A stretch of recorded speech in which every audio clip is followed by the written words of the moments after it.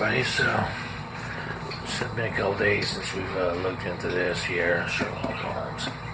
So we're just going to delve right back into where we left off. See what we can find out. This on page 47 here. And we're just going to go right into it. So it says here,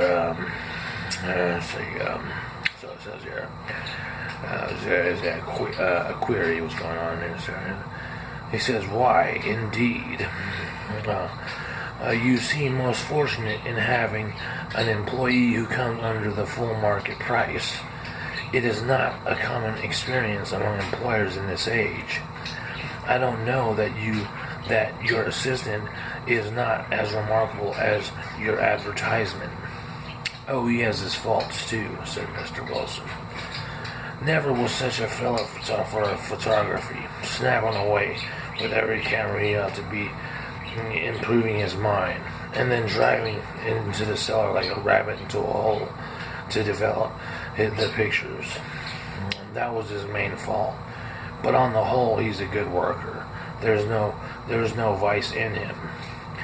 Quotations says, he is still with you, I presume. Quote says, yes, sir. He and his girl of 14, who does a bit of simple cooking to keeps the place clean. That's all I have in the house. For I am a widower and never had any family. Says, we live very quietly, sir. The three of us.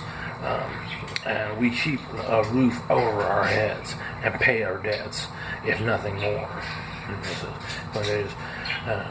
But the first thing that put us out was that advertisement Spaulding.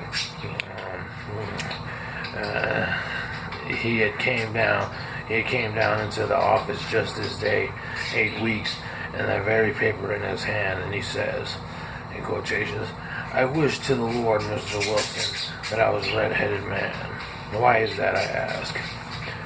Why says he, in quotations, here's another vacancy on the League of Red-Headed Men. It's worth quite a little fortune to any man who gets it. And I understand that there are more vacancies than there are men, so that the trustees are at their wits' end what to do with the money. If my hair would only change color. It was a nice little crib. It was a nice little crib all ready for me to step into. In quotations, why? What is it then? I asked. You see, Mr. Holmes, I'm a very stay-at-home man.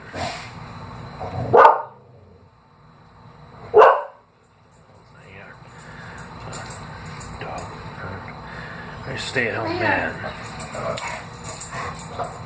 Pause here. About that.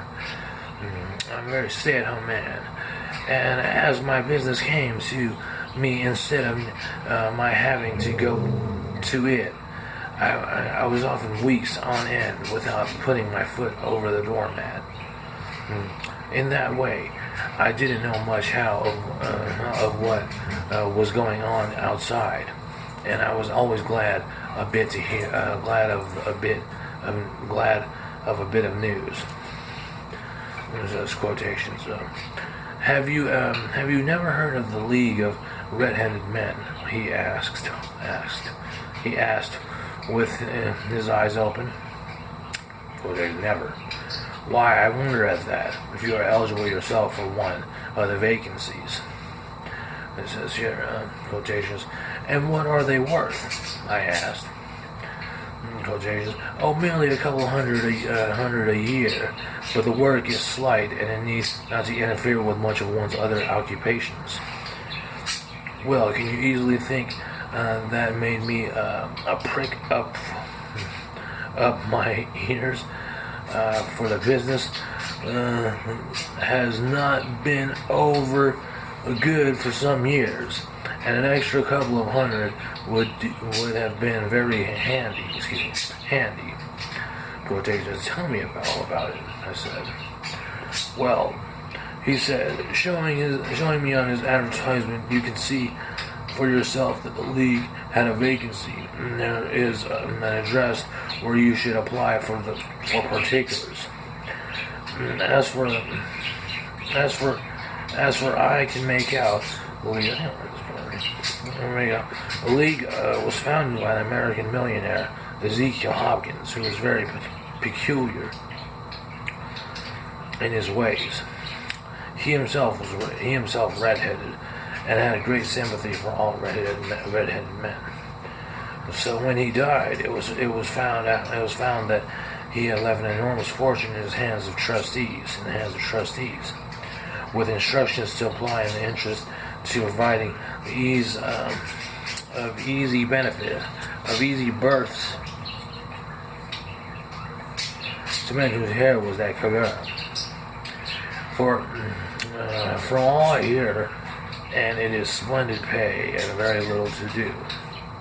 But I said, there would be millions of red-headed men who would apply. Not so many as you might think, he answered. You see, it is really confirmed to Londoners and to all grown men. This American had started from London, and had started from London when he was young, and he wanted to do the old town a good turn. And then again, I have heard it is no use you're applying if your hair is light red or dark red or anything but bright, blazing, fiery red. Now you can if you have cared to apply, Mr. Wilson, you would just walk in, but perhaps it would hardly be worth your while to put yourself out of the way for the sake of a few £100. Stop right there on page 48. So.